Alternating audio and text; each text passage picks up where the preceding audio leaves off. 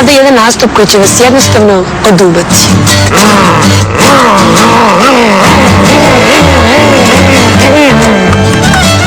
Nisam na to mislila. Gledaj.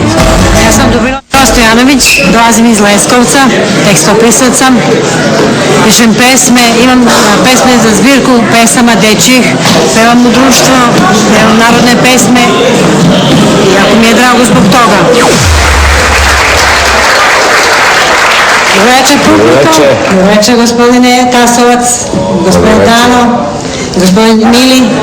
Drago mi je što vas vidim i prošle godine ste bili.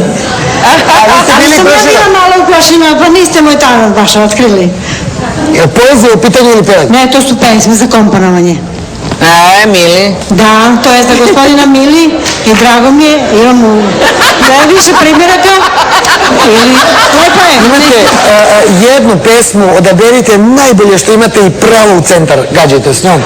Izvolite, gospođo. Ovako, moja pesma se zove Uteha. Samo sam bez matrice i tako to. Samo tiše. Ćete čuti hit ili neće? Da te jednom vidim, da ti čujem glas, da ti čujem glas, a ti se ne javljaš i vrata ne škripe,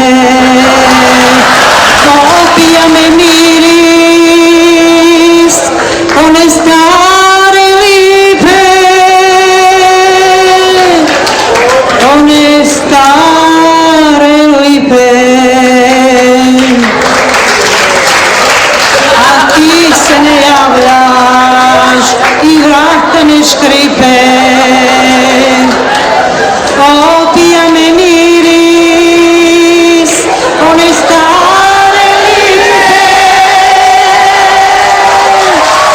one stare lipe. This is a beat they can't touch. Yo, I told you, you can't touch this.